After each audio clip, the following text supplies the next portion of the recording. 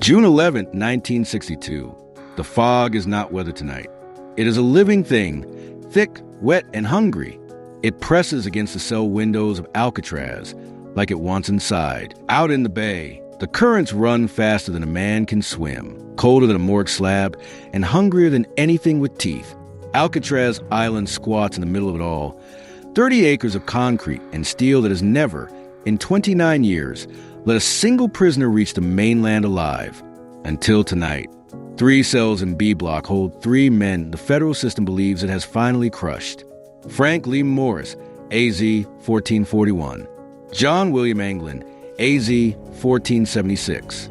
Clarence Anglin, AZ 1485. Their official files read like nightmares. Armed robbery, car theft, jailbreaks in Louisiana, Florida, Alabama. Morris carries an IQ of 133, higher than most of the guards who watch him. The Anglin brothers learned to hold their breath longer than alligators in the blackwater swamps of their childhood. All 3 have slipped handcuffs, sawed bars, and vanished from other federal pens. That is why, in 1958 and 1959, they were delivered to the one prison that printed its boast on every brochure paper. Once you enter these gates, you leave only in a pine box. For 360 consecutive nights, they have been preparing a different kind of coffin. It begins with the heads. Realistic to the point of blasphemy. Soap bars stolen from the laundry are softened in hot water, then carved with sharpened spoons into human skulls. Toilet paper soaked and mashed with concrete, dust from the digging becomes flesh. Human hair is swept nightly from a barbershop floor where John Anglin works. Blonde clippings mixed with brown to match each man's shade. Clarence Anglin, assigned to maintenance painting crews, steals flesh-tone oils and mixes them in emptied toothpaste tubes. Eye sockets are hollowed and painted with the reflective shine of shoe polish, so they catch flashlight beams exactly like living eyes. Nostrils are drilled with a nail heated red on a match head. Mouths are left slightly parted, as if caught mid-last breath. The finished heads are nightmares that breathe. Guards will later swear the dummies looked relieved. Behind those heads, a real excavation runs on prison time. The ventilation grate beneath each sink is only 6 by 9 inches, but 70 years of salt air have turned the surrounding concrete porous. A standard cafeteria spoon, thin, government-issue stainless steel, is bent back and forth against the cell bars until bowl snaps clean off. What remains is a 4-inch chisel with a handle. Every evening at 17:30, the loudspeaker crackles and music hour begins. One man stands at the bars and plays a stolen accordion until the bellows scream like a dying animal. The second keeps watch with a periscope fashioned from a polished shaving mirror, cardboard tubing, and tape. The third lies flat on the freezing floor and chips, one spoonful of rubble at a time.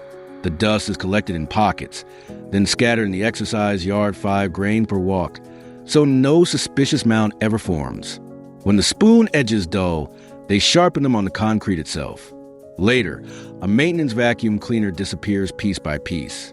Its motor is removed, rewired to a shaved-down electric razor cord, and mounted inside a hollowed-out bar of prison soap. Instant silent drill. A spreading tool is built from 2 opposite-threaded bolts screwed into a turnbuckle. Turn the homemade wrench and the steel anti-skate bars inside the roof vent bend outward like slow metal pedals. The holes must remain invisible. Cardboard is torn from spiral notebooks, layered thick, soaked in water, and pressed into the exact curve of the vent. Soap is carved to the thickness of concrete and glued over the cardboard. Prison green paint is stolen drop by drop from a maintenance shed, mixed in bottle caps, applied with torn shirt tails. Edges are feathered until the fake grape blends perfectly. From 3 feet away it is concrete. From 30 feet away it fools men paid to see lies. When the holes finally swallow shoulders, the men slither into the narrow utility corridor behind the cells. Then up, for stories of vertical pipes dripping with condensation and rat skeletons. At the very top lies a hidden cathedral no guard ever truly searches, the cell block loft. Months earlier, Clarence Anglin, on legitimate daytime painting duty, deliberately swept paint flakes and dust onto the polished floors below until the officers screamed. Solution: hang blankets to contain the mess. The blankets remain. Behind them, 15 feet above, guards patrolling with Thompson submachine guns. A clandestine shipyard is born. Here the tools become legend. 56 military surplus raincoats, begged, bartered, stolen from lockers and laundry, are cut into precise panels with a sharpened nail. Rubber cement is siphoned nightly from a furniture factory in cough syrup bottles hidden inside socks. Seams are overlapped 2.5 inches, pressed flat with a prison laundry iron, then hammered with a shoe heel while the accordion downstairs drowns every blow. 3 14-foot tubes are formed, each sealed by running a clothes iron stolen from the officers' quarters along the seams. The tubes are lashed with boot laces into a triangular raft 6 feet wide. Life vests are quilted with the same obsessive precision, pockets, buttons, tie-down straps, looking factory-made. Paddles are plain from broken shelving, handles wrapped in electrical tape stripped from workshop wires. The old concertina is gutted and rebuilt as a bellows pump. 37 wheezing squeezes, and a tube stands rigid. Roof access is prepared months in advance. The bolts holding the giant exhaust fan are sawn almost through with a jeweler's blade made from a clock spring. The cut ends are capped with soap-carved and painted battleship gray.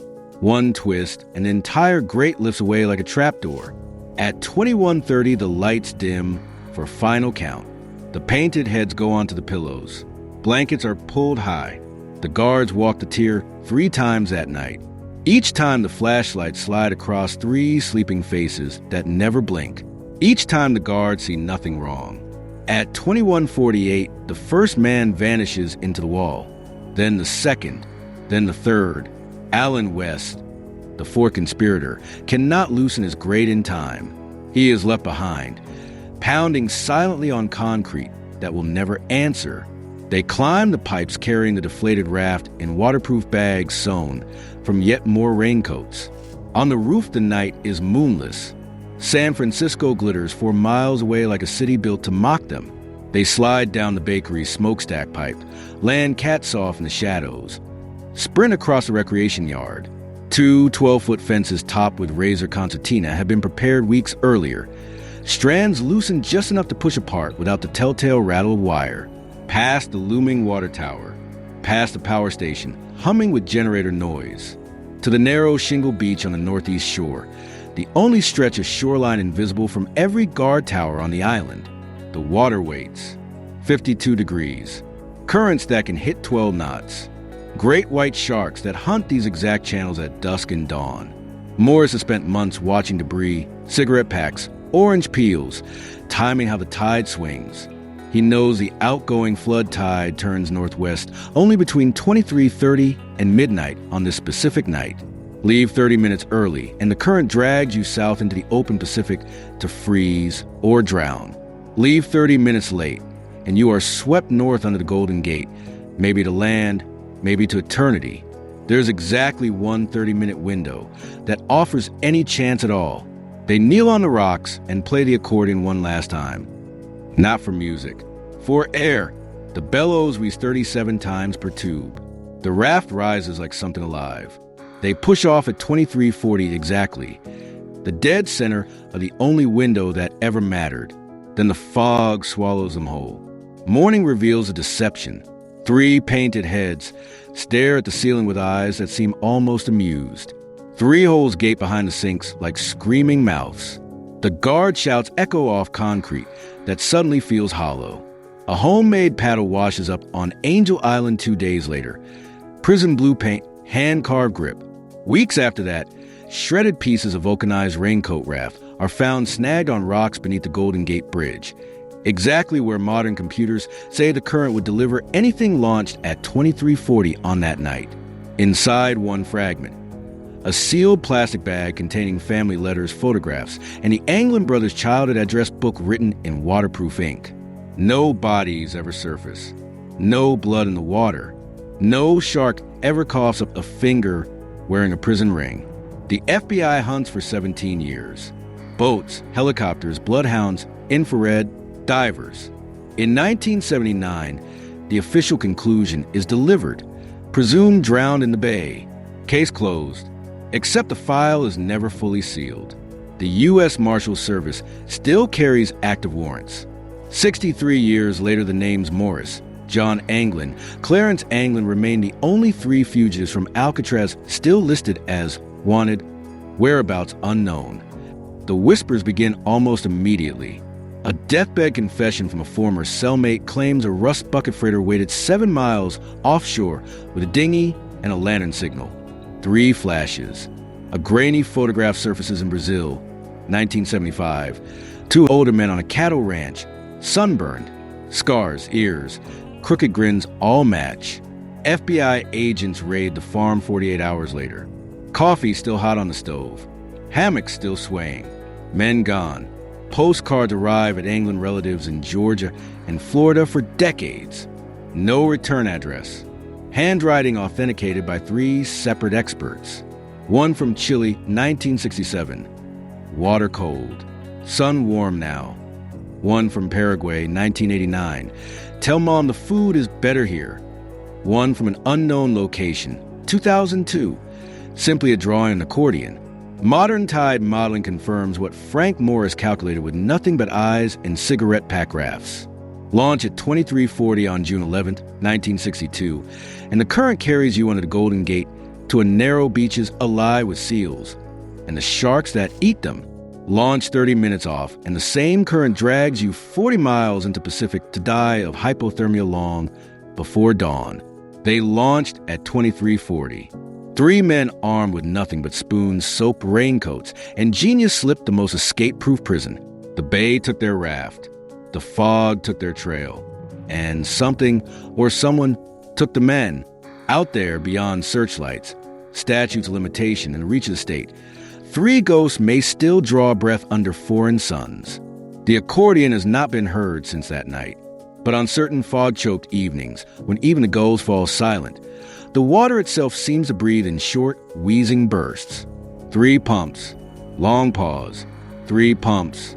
As if still inflating a raft that sailed 63 years ago. Or still waiting for the dinghy that may have come after all.